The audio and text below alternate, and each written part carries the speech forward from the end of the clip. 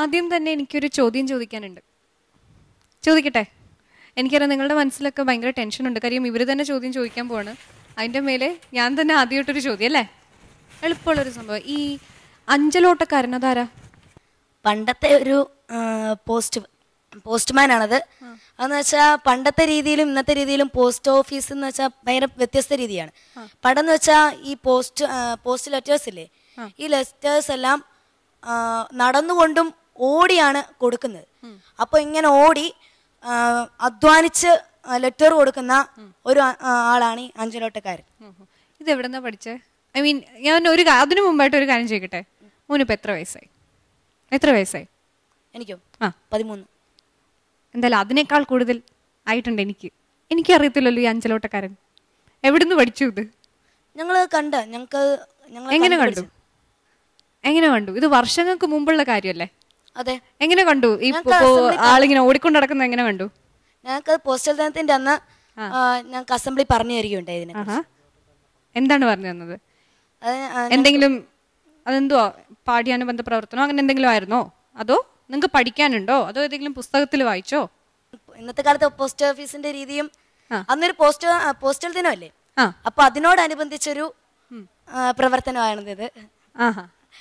അങ്ങനെയാണ് നടത്തിയ. എന്നിട്ട് ഒരു അഞ്ചലോട്ടക്കാരനെ വരുത്തി ആദരിക്കുകയുണ്ടായി. ആണോ? ഒരാളെ വരുത്തി ആദരിച്ചു, ഒരു അഞ്ചലോട്ടക്കാരനെ. അതെ, വെരി ഗുഡ്. ഇങ്ങനെ നിരവധി വേറിട്ട് പാഠ്യാനുബന്ധ പ്രവർത്തനങ്ങളെ കുറിച്ച് പറയാനുണ്ട് UP സ്കൂൾ പുന്നപ്രയ്ക്ക്. നമുക്ക് സ്വാഗതം ചെയ്യാം ഇവരെ ഹരിത വിദ്യാലയത്തിന്റെ ഈ വേദിയിലേക്ക്.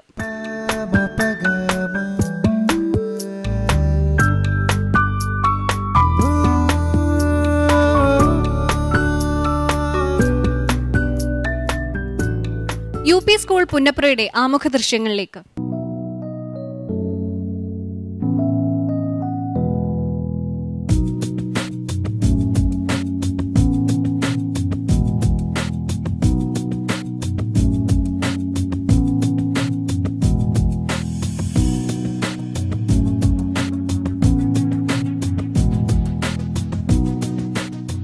ഞങ്ങളുടെ സ്കൂളിന്റെ പേര് പുന്നപ്ര UPS.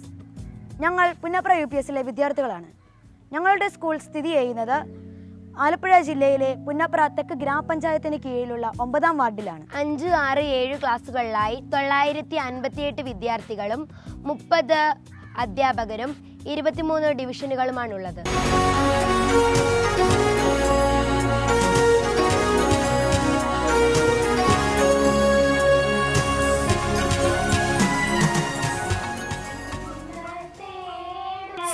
സാറിന്റെ സ്കൂൾ ഇന്നിവിടെ അവതരിപ്പിക്കുന്ന മാതൃകാ പ്രവർത്തനങ്ങൾ ഏതൊക്കെയാണ്? കഴിഞ്ഞ 4 വർഷക്കാലമായിട്ട് ഗവൺമെൻറ്റിൻ്റെ നിർദ്ദേശാനുസരണം നമുക്കറിയാം, ആദ്യ വർഷം കാര്യക്ഷമതാ വർഷമായിരുന്നു. കാര്യക്ഷമതാ വർഷത്തിൽ സ്കൂളിൽ എല്ലാ കുട്ടികളെയും വിജയിപ്പിക്കുന്നതിന് വേണ്ടിയിട്ടുള്ള ശ്രമം ഉണ്ടായിട്ടുണ്ട്. മികവിൻ്റെ വർഷത്തിൽ സ്കൂളിൽ പച്ചക്കറിത്തോട്ടം ഉണ്ടായിരുന്നു.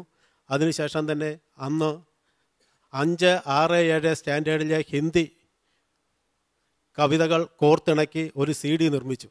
അതിൻ്റെ ഫലമായിട്ട് നമുക്കറിയാം 5ാം ക്ലാസ്സിൽ ഹിന്ദി ആദ്യം തുടങ്ങുന്നു. ഈ സമയത്ത് ഈ കവിതകൾ ആലപിച്ച് നടക്കുന്ന കുട്ടികളെയാണ് നമുക്ക് കാണുവാൻ കഴിഞ്ഞത്. തുടർന്ന് നമ്മുടെ മലയാള ഭാഷയിൽ പൂതപ്പാട്ടിൻ്റെ ദിശാവിഷ്കരണവും നടന്നു. അതോടൊപ്പം തന്നെ പച്ചക്കറി കൃഷിയും നടന്നു. പിന്നെ മികവിൻ്റെ വർഷത്തിൽ അവിടെ തരിശായിട്ട് കിടന്ന സ്കൂൾ ഗ്രൗണ്ടിൽ ഏകദേശം 50 സെൻറ്റ് സ്ഥലം നെല്ല് അവിടെ വിതച്ചുകൊണ്ട് അത് 130 ദിവസം കഴിഞ്ഞപ്പോൾ ഏകദേശം 40 പറ നെല്ല് നമുക്ക് അത് കൊയ്തെടുക്കുവാനായിട്ട് കഴിഞ്ഞു. അങ്ങനെയാണ് ഈ വർഷം അതിമികവിൻ്റെ വർഷത്തിൽ നേട്ടങ്ങൾ ഉണ്ടായിരിക്കുന്നത്. അടുത്തതായി സ്കൂൾ പ്രതിനിധികളും ജൂറി അംഗങ്ങളുമായുള്ള ആശയവിനിമയമാണ്. ആദ്യമായി അക്ബർ സർ. പുന്നപ്ര ഞങ്ങളുടെയൊക്കെ ചെറുപ്പകാലം മുതൽ കേൾക്കുന്ന ഒരു പേരാണ്. വളരെ ചരിത്ര പ്രാധാന്യം രാഷ്ട്രീയമായും സാംസ്കാരികമായും ഒക്കെ. അപ്പോൾ ഈ ഒരു പ്രദേശത്തെ ഒന്ന് പരിചയപ്പെടുത്താൻ കേരളത്തിൽ ഒരുപാട് ആളുകൾ അല്ലെ മലയാളികൾ ഉള്ളിടത്തെല്ലാം ആളുകൾ കാണുന്ന ഒരു പരിപാടിയാണല്ലോ ഇത്. അങ്ങനെ ആവശ്യപ്പെട്ടാൽ എങ്ങനെയാണ് ഈ പുന്നപ്രയെ പരിചയപ്പെടുത്തുക?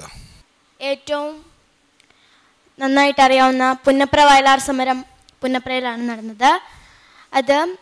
അതിനെക്കുറിച്ച് വിശദീകരിക്കാം. പറയൂ. വിശദീകരിക്കണ്ട, ചുരുക്കി പറയാം.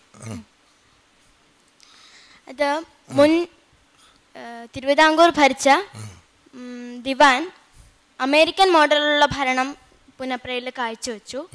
അപ്പോൾ തൊഴിലാളികൾ എല്ലാവരും കൂടെ കൂട്ടായിട്ട് പുന്നപ്രയിലാണോ കാഴ്ചവെച്ചത്? തിരുവിതാംകൂറിൽ.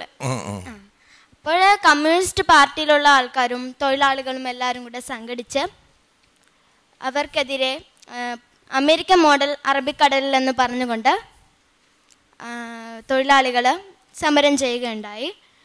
അങ്ങനെ ഒരു നീണ്ട നേരത്തേക്ക് പട്ടാളക്കാർ ഈ തൊഴിലാളികളെ വെടിവെപ്പ് നടത്തിയിരുന്നു. എന്നിട്ട് അതാണ് പുന്നപ്ര വയലാർ സമരം. വിഭവ സമാഹരണവും വിനിയോഗവും നിങ്ങളുടെ ശക്തി മേഖലകളിൽ ഒന്നായിട്ടാണ് ഐഡന്റിഫൈ ചെയ്തിട്ടുള്ളത്. ഒരു എയ്ഡഡ് സ്കൂൾ എന്ന നിലയിൽ ശരിക്കും പ്രയാസമുണ്ടോ വിഭവ സമാഹരണം നടത്താൻ? 19 വർഷമായിട്ട് പ്രവർത്തിക്കുന്ന ഒരു സ്കൂളായതിനാൽ അവിടുത്തെ സമൂഹമായിട്ട് വലിയ അറ്റാച്ച്മെൻറ്റാണ്. മാനേജ്മെന്റിന്റെ ഭാഗത്തു നിന്നുള്ള സപ്പോർട്ട്? മാനേജ്മെൻറ്റ് ഭൗതിക സാഹചര്യം ഉയർത്തി തരുവാനുണ്ട്. എല്ലാ വർഷവും അതിനാവശ്യമായിട്ടുള്ള മെയിൻ്റെനൻസ് ഇപ്പോൾ തന്നെ ആണെങ്കിൽ 10-12 കമ്പ്യൂട്ടർ വാങ്ങി തന്നിട്ടുണ്ട്. ഇതുകൂടാതെ ഒരു 10-30,000 രൂപയുടെ സ്കോളർഷിപ്പുകൾ ഇവിടുത്തെ പൂർവ്വ അധ്യാപകരും ഇതുകൂടാതെ പൂർവ്വ വിദ്യാർത്ഥികളും എല്ലാ വർഷവും ജൂൺ മാസം ഫസ്റ്റ് വീക്കിൽ സാമ്പത്തികമായിട്ട് പിന്നോക്കമുള്ള കുട്ടികൾക്ക് യൂണിഫോമായിട്ടും പാഠപുസ്തകമായിട്ടും കൊടുക്കാറുണ്ട്. അതിന് ആ വിഭവ സമാഹരണത്തിന് യാതൊരു ബുദ്ധിമുട്ടും ഉണ്ടായിട്ടില്ല. പ്രാദേശിക വിഭവ സമാഹരണം എന്ന് പറയുന്നത് ഇതാണല്ലേ, പൂർവ്വ വിദ്യാർത്ഥികളെ? അല്ല, പ്രാദേശിക നമ്മുടെ സർക്കാർ എയ്ഡൊന്നും ഇല്ല നമുക്ക്. അല്ല, പ്രാദേശിക സർക്കാരിന്റെ ഇല്ല. ഇല്ല. അതിന് നമ്മുടെ അക്ഷരവേദി പ്രവർത്തനത്തിന് മാത്രമേ ഉള്ളൂ. അത് ക്വാളിറ്റി ഇമ്പ്രൂവ്മെന്റിന് വേണ്ടി മാത്രമാണ് പഞ്ചായത്ത് നൽകുന്നത്, അല്ലാതെ ഭൗതിക സാഹചര്യത്തിന് വേണ്ടി നൽകുന്നില്ല. പക്ഷെ എങ്കിൽ പോലും ഈ നിർമ്മാണ പ്രവർത്തനങ്ങൾക്ക് വേണ്ടി അധികം തുക ചെലവഴിച്ചതായി കാണുന്നില്ല. എന്തായിരുന്നു ഒടുവിൽ നടത്തിയ നിർമ്മാണ പ്രവർത്തനം? എന്താണ് നിർമ്മാണ പ്രവർത്തനം? ഒന്ന് സുനാമി കെട്ടിടം ഉണ്ടായിരുന്നു, 2. ഇതുകൂടെ 2 ബസ് വാങ്ങി, പിന്നെ കൂടാതെ 10 കമ്പ്യൂട്ടർ വാങ്ങി, LCD വാങ്ങി. ഇതെല്ലാം നിർമ്മാണ പ്രവർത്തനത്തിൽ വരുന്നതാണ്. ഇത് തന്നെ അടിസ്ഥാന സൗകര്യങ്ങളുടെ വിനിയോഗം, നിർമ്മാണം ഒഴികെയുള്ള അടിസ്ഥാന സൗകര്യങ്ങളും ഇതിൽ ഉൾപ്പെടും. അതിൽ പക്ഷെ 3 ലക്ഷം കാണിച്ചിട്ടുള്ളൂ കഴിഞ്ഞ വർഷം. ഈ വർഷം നിർമ്മാണം ഒഴികെയുള്ള അടിസ്ഥാന സൗകര്യം. ഈ വർഷം 3 ലക്ഷം. കഴിഞ്ഞ വർഷം നമുക്ക് 7 ലക്ഷം രൂപയുടെ 2 ക്ലാസ് മുറി ഉണ്ടായിരുന്നു. തുടർന്ന് നമ്മൾ ഇങ്ങോട്ടേക്ക് കത്ത് അയച്ചതിന് ശേഷമാണ് ഒരു വണ്ടി കൂടെ എടുത്തത്. അക്ഷയ ഒരു പുന്നപ്രക്കാരനല്ലേ? അതെ. ഒഴുക്ക് നീറ്റിൽ അഴുക്കില്ല എന്ന് കേട്ടിട്ടുണ്ടോ? എന്തോ സർ? ഒഴുക്ക് നീറ്റിൽ അഴുക്കില്ല ആലപ്പുഴക്കാർ പറയുന്നൊരു കാര്യമാണ് അല്ലേ? കേട്ടിട്ടുണ്ടോ? അപ്പൊ അതിന്റെ അർത്ഥം എന്താണ്? ഒഴുകുന്ന വെള്ളത്തിൽ മാലിന്യങ്ങളൊന്നും തന്നെ കാണില്ല എന്നാണ്. അപ്പൊ ഇത് പറഞ്ഞിട്ട് ആലപ്പുഴക്കാർ എന്താ ചെയ്യുന്നതെന്നറിയോ? പുഴയിലേക്ക് മാലിന്യങ്ങൾ. അത് മാത്രമല്ലല്ലോ ചെയ്യുന്നത്. ഏത് സാഹചര്യത്തിലാണ് ആലപ്പുഴക്കാർ ഇത് പറയുന്നത്? അശ്വതി ഒന്ന് സഹായിച്ചു കൊടുക്കുമോ? ഏത് സാഹചര്യത്തിൽ ആലപ്പുഴക്കാർ ഇത് പറയുന്നത്? എന്ത് ചെയ്യുമ്പോഴാണ് ആലപ്പുഴക്കാർ സാധാരണ ഇത് പറയാറ്? പുഴകളൊക്കെ മലിനമാകാറാകുമ്പോഴാണ്. അതൊന്നുമല്ല, ഞാൻ ആലപ്പുഴയ്ക്ക് വളരെ അടുത്തുള്ള ഒരാളാണ്. എനിക്കറിയാം നിങ്ങളിത് എന്ത് ചെയ്യുമ്പോഴാണ് ഇത് പറയുന്നതെന്ന്. രാവിലെ എഴുന്നേറ്റ് ആ വെള്ളത്തിലോട്ട് ഇറങ്ങി നിന്ന് അല്ലേ, പല്ല് തേച്ച് അവിടെ തന്നെ എല്ലാം ചെയ്ത് കാപ്പിക്ക് വെള്ളം എടുത്തിട്ട് വരും അല്ലേ? അപ്പം ഞങ്ങളെപ്പോലുള്ളൊരു അയ്യോ അങ്ങനെ ചെയ്തോന്ന് വെച്ചാൽ ഒഴുക്ക് നീറ്റിൽ അഴുക്കില്ല എന്ന് പറയും അല്ലേ? കറക്റ്റ് അല്ലേ ഞാൻ പറഞ്ഞ സംഭവം? അപ്പം മാലിന്യം ഇടുമ്പോഴല്ല ഇത് പറയുന്നത്. ഇപ്പൊ അങ്ങനൊന്നുമില്ല. ഇപ്പൊ ഒന്നുമില്ല അല്ലേ? അപ്പൊ നിങ്ങൾക്കെല്ലാം വളരെ ശുചിത്വം വന്നവരാ ഇപ്പോ? കൊറേയൊക്കെ വന്നിട്ടുണ്ട്. എന്തൊക്കെ വന്നിട്ടാണ് എന്നോടൊന്ന് പറയുവോ? ഇപ്പൊ നമ്മുടെ മിക്ക വീടുകളിലും ഒക്കെ ഇപ്പൊ ഇങ്ങനെ ഇങ്ങനെ കൈകൊണ്ട് മാറ്റിട്ടെടുക്കുവോ? എങ്ങനെയാ? അപ്പം എങ്ങനെയാ കൊറേയൊക്കെ ശുചിത്വം വന്നത്? ഞങ്ങളുടെ സ്കൂളില് ശുചിത്വസേന ക്ലബിന്റെ ആഭിമുഖ്യത്തില് ഒരു ശുചിത്വസേന പ്രവർത്തന കലണ്ടർ ഉണ്ട്. അപ്പൊ അതില് പറഞ്ഞിരിക്കുന്നത് പോലെയാണ് ഞങ്ങൾ നിത്യവും ചെയ്യാറുള്ളത്. ബുധനാഴ്ചകളിൽ നഖം പരിശോധനയുണ്ട്. തിങ്കളാഴ്ചകളിൽ സ്കൂളിൽ ഡ്രൈ ഡേ ആചരിക്കാറുണ്ട്. ഞായറാഴ്ച വീടുകളിൽ അതിന്റെ റിപ്പോർട്ട് തിങ്കളാഴ്ച സ്കൂളിൽ വായിക്കാറുണ്ട്. അപ്പൊ എങ്ങനെയാണ്, എന്ത് റിപ്പോർട്ടാണ്? ഇത്ര കുട്ടികൾ നഖം വെട്ടിയിട്ടില്ലായിരുന്നു അങ്ങനെയൊക്കെയാണ് റിപ്പോർട്ട്?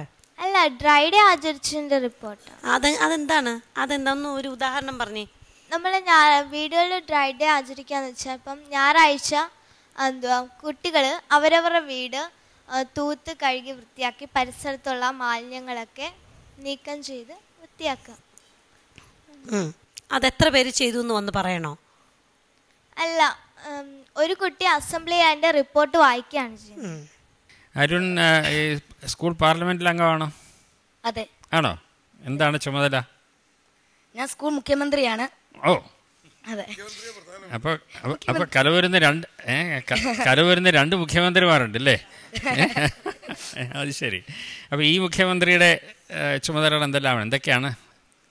ഞങ്ങൾ മീറ്റിംഗ് കൂടുമ്പോഴത്തേക്കും സ്കൂളിൽ ഇനി കുട്ടികൾക്ക് ആവശ്യമായിട്ടുള്ള ഇനി എന്തൊക്കെ ആവശ്യമുണ്ട് അതൊക്കെ ഞങ്ങൾ ചർച്ച ചെയ്യും. പിന്നെ കുട്ടികളുടെ കഴിഞ്ഞ ഏറ്റവും ഒടുവിൽ ചർച്ച ചെയ്ത് നിറവേറിയ ആവശ്യം എന്തായിരുന്നു? അത് ഞങ്ങൾ ടൂറിനെ കുറിച്ചും സ്കൂളിലെ കുട്ടികളുടെ ഇനി എന്തൊക്കെ ആവശ്യമുണ്ടെന്നുള്ള. എങ്ങോട്ടാണ് ടൂർ പോയത്? ഞങ്ങൾ പോകുന്നതിന്റെ തീരുമാനം എടുക്കുന്നതിനെ കുറിച്ചായിരുന്നു. തീരുമാനം എടുത്തോ? അതെ, ഞങ്ങൾ സൈലന്റ് വാലിയിലേക്കാണ് ടൂറ്. അപ്പോൾ എത്ര പേർക്ക് പോകാൻ പറ്റും സൈലന്റ് വാലിയിലേക്ക്? ഞങ്ങൾ 7ാം ക്ലാസ്സിലെ കുട്ടികളെ 6ാം ക്ലാസ്സിലെ കുട്ടികളെയാണ് എടുത്തിരിക്കുന്നത്. അവരെ കൊണ്ടുപോകും. എത്ര പേരെ കൊണ്ടുപോകും? 50 കുട്ടികളെ കൊണ്ടുപോകും. ഒരു ബസ് അല്ലേ? അതെ. അവന് എത്ര രൂപ പിരിക്കേണ്ടി വരും? 600 രൂപയാണ് ഒരു കുട്ടികളിൽ നിന്ന് പിടിക്കുന്നത്. അപ്പോൾ 600 രൂപയ്ക്ക് എടുക്കാൻ കഴിയാത്ത കുറേ കുട്ടികളുണ്ടാവുമല്ലോ അല്ലേ? അവരുടെ കാര്യം എന്താ? അവർക്കും സൈലന്റ് വാലി കാണാൻ മോഹം ഉണ്ടാവില്ലേ? അപ്പോൾ എന്താ ചെയ്യുക? അവരെ സഹായിക്കണം. എങ്ങനെ?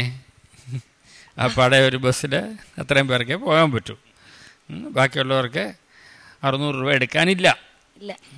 അപ്പോൾ പിന്നെ എന്താ ചെയ്യുക? അതല്ലേ മുഖ്യമന്ത്രിയുടെ ചുമതല. ആലോചിക്കണം. നമ്മൾ ഈ ആലപ്പുഴയിൽ നിന്ന് അടുത്തുള്ള സ്ഥലങ്ങൾ നിങ്ങൾ പാതിരാമണലിലൊക്കെ പോയിട്ടുണ്ടോ? പോയിട്ടുണ്ട്. അത് എല്ലാവരും കൊണ്ടാണോ പോയത്? അതോ അതും ഒരു ബസ്സിലുള്ള ആളിലാണോ പോയത്? എല്ലാ കുട്ടികൾക്കും ഈ യാത്ര പോകുന്ന ഒരു അനുഭവം കിട്ടാൻ ശ്രമിക്കണം. സൈലന്റ് വാലിയിൽ പോകാൻ പറ്റിയില്ലെങ്കിലും ഈ ഒന്നിച്ചുള്ള യാത്ര, ഇതുപോലെ സ്ഥലത്ത് പോയിട്ട് അവരെ കാര്യങ്ങൾ പഠിക്കുക. ഞങ്ങളുടെ സ്കൂളിൽ നിന്ന് തകഴിയിലൊക്കെ കുട്ടികളെല്ലാം കൊണ്ടുപോയായിരുന്നു. തകഴി ശിവശങ്കര പിള്ളയുടെ സ്മാരകത്തിൽ കൊണ്ടുപോയി. കരുമാടിക്കുട്ടൻ കൊണ്ടുപോയി. ആരാ ഈ കരുമാടിക്കുട്ടൻ? ശ്രീബുദ്ധൻ ആണോ? അതെ. പിന്നെ എന്താ ഈ കരുമാടിക്കുട്ടൻ എന്ന് പറയുന്നത്? അതിന്റെ ചരിത്രമൊക്കെ ഒന്ന് അന്വേഷിക്കണം. എത്ര ചതുരശ്ര കിലോമീറ്ററാണ് സൈലന്റ് വാലി എന്ന് പറയുന്നത്? അതൊരു വേറെന്താ പറയുന്നത്? എന്താ നാഷണൽ പാർക്കോ ദേശീയോദ്യാനോ അങ്ങനെ എന്തോ ഉണ്ടോ? അതാണോ? എന്ന് വെച്ചാൽ എന്താണ് അതിൻ്റെ പ്രാധാന്യം അറിയുമോ? സൈലന്റ് വാലിയിൽ പോകുന്നതിന് മുമ്പ് ഈ കാര്യങ്ങളെല്ലാം നിങ്ങൾ മനസ്സിലാക്കണം കേട്ടോ. എന്നിട്ടേ പോകുന്നുണ്ടെങ്കിൽ അതെ മാഷന്മാരോട് അതല്ലെങ്കിൽ അത് അറിയുന്ന ആരെങ്കിലുമൊക്കെ അവിടെ ഉണ്ടെങ്കിൽ അവരുടെ അടുത്ത് മുഴുവൻ കാര്യങ്ങൾ നിങ്ങൾ പഠിക്കണം. പഠിച്ചിട്ട് വേണം സൈലന്റ് വാലി പോകാൻ. അതൊരു തീർത്ഥയാത്രയാകണം. അതല്ലാതെ ബസ്സിൽ പാട്ടൊക്കെ വെച്ച് പാട്ടും പാടി ഒക്കെ പോകാനുള്ള ഒരു വിനോദയാത്ര അല്ല. അല്ലേ? നിങ്ങൾ സീരിയസ് ആണോ കാര്യത്തിൽ? വളരെ സീരിയസ് ആയിരിക്കണം. കാടാണ്, വംശനാശ ഭീഷണി നേരിടുന്ന ഒരു മൃഗത്തിൻ്റെ ആവാസ വ്യവസ്ഥയാണ്. അവിടെ വിനോദയാത്ര പറ്റില്ല, പക്ഷേ ഒരു തീർത്ഥാടനം പറ്റും. അതിൻ്റെ പ്രാധാന്യം മനസ്സിലാക്കാൻ, വന്നിട്ട് ആൾക്കാരോട് പറഞ്ഞു കൊടുക്കാൻ, സ്കൂളിൽ ചർച്ച ചെയ്യാൻ ഒക്കെ ആയിട്ട് ഉപയോഗിക്കണം കേട്ടോ. നിങ്ങൾ ഇത്രയും പേര് ഉണ്ടല്ലോ മിടുക്കന്മാരായിട്ടുള്ള കുട്ടികളാണ്. എത്ര പേര് പാഠപുസ്തകം വായിച്ചിട്ടുണ്ട്? ക്ലാസ്സിൽ പഠിപ്പിച്ചതല്ല, പാഠപുസ്തകം നിങ്ങൾ സ്വന്തമായിട്ട് എത്ര പേര് വായിച്ചിട്ടുണ്ട്? ഒന്ന് കൈവയ്ക്കുക. പാഠപുസ്തകം മുഴുവൻ വായിച്ചവരെത്ര പേരുണ്ട്? അതായത് കണക്കിൻ്റെ പാഠപുസ്തകം മുഴുവൻ. ഈ ക്ലാസ് പഠിപ്പിക്കുമ്പോഴേ ഇപ്പം കയ്യാരും ഉയർത്താത്തത് കൊണ്ട് തന്നെ വായിച്ചിട്ടില്ല എന്ന് കരുതാൻ നിൽക്കുന്നു അല്ലേ? മുഴുവൻ വായിച്ചിട്ടില്ല. അപ്പോൾ ഈ ക്ലാസ് കണക്കിൽ നടത്തുമ്പോൾ ഈ പാഠപുസ്തകം ഉപയോഗിക്കലും ടീച്ചർ പറയുമോ പാഠപുസ്തകം കൂടി ഒന്ന് വായിച്ചിട്ട് വരുമെന്ന് പറയുമോ? ഇതുവരെ അങ്ങനെ പറഞ്ഞിട്ടില്ല. ഈ പാഠപുസ്തകം നിങ്ങളെ കരുതിയാണ് വളരെ ലളിതമായ ഭാഷയിൽ എഴുതിയിരിക്കുന്നത്. അതിൽ ക്ലാസ്സിൽ പറയാനും പറയാത്തതുമായ ഒരുപാട് കാര്യങ്ങളുണ്ട്. അതുകൊണ്ട് നിർബന്ധമായിട്ട് ഇനി ചെയ്യേണ്ടത് എന്താണെന്നറിയോ? ഇപ്പോൾ 7ലുള്ളവരെ 6ലെ പുസ്തകം ഒന്നുകൂടി എടുത്ത് വായിക്കാം. ഈ UP സ്കൂൾ പുന്നപ്രയുടെ ഗ്രേഡ്സ് അറിയാനുള്ള സമയമാണ്.